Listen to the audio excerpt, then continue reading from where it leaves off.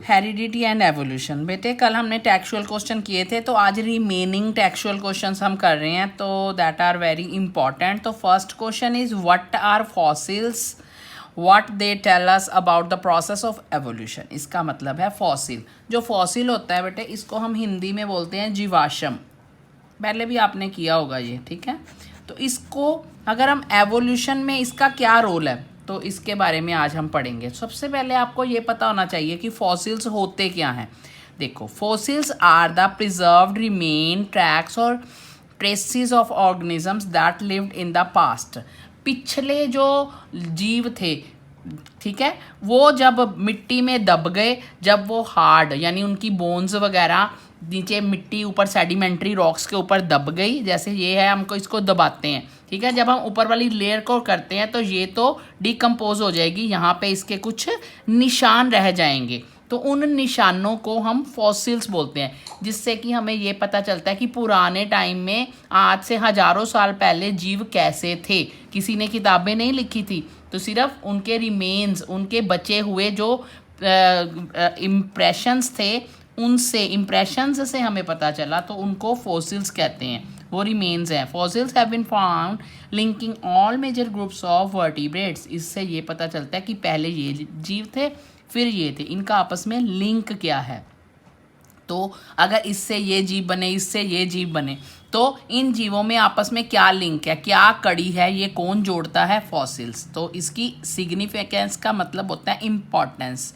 Number 1 है fossils are direct evidence in support of evolution. Evidence का क्या मतलब होता है कि प्रूव करना, ठीक है। क्या प्रूव करता है? एवोल्यूशन के बारे में ये हमें दिखाता है, एविडेंस देता है। Number 2, living forms with simple organism appeared earlier. जो सिंपल ऑर्गेनिज्म थे वो पहले आए थे देन द कॉम्प्लेक्स फॉर्म्स। हम जो अब हैं वो कॉम्प्लेक्स है, लेकिन पहले जो जीव थे वो अर्लियर थे, वो क्या थे? सिंपल थे।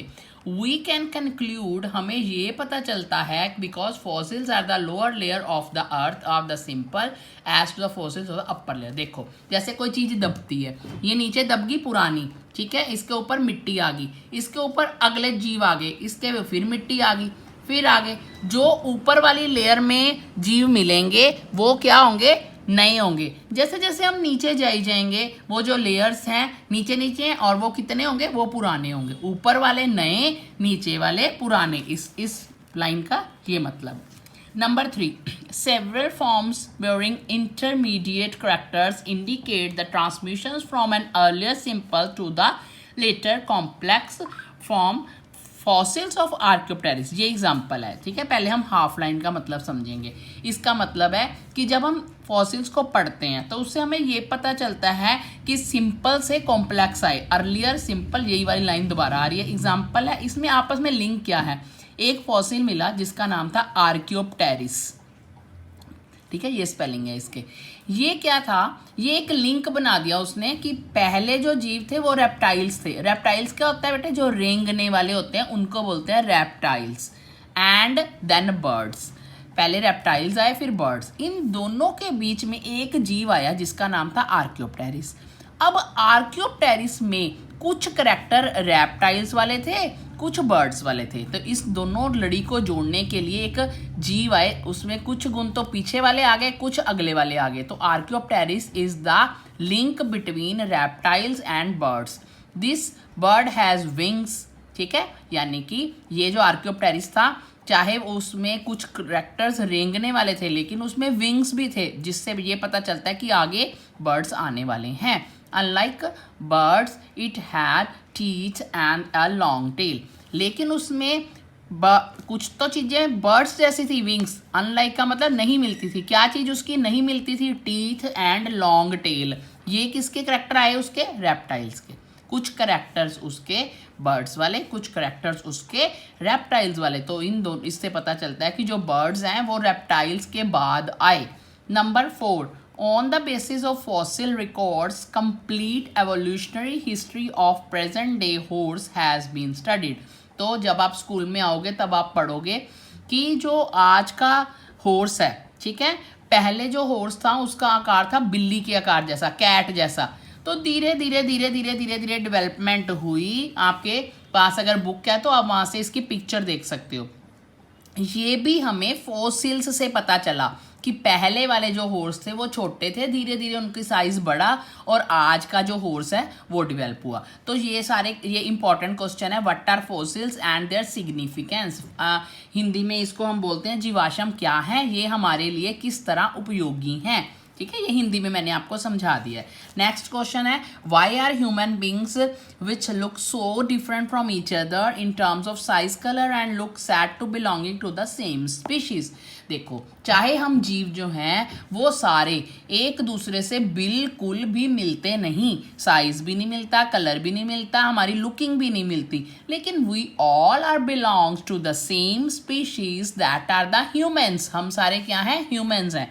इसलिए ये कैसे प्रूव होता है कि हम सारे एक स्पीशीज से जुड़े हुए हैं? Answer, the DNA studies have shown that the human beings belongs to the same species. क्योंकि हम सबका डीएनए सेम है। जब हम डीएनए की स्टडी करते हैं तो हमें पता चलता है कि all humans have the same DNA, so that we are belonging to the same species.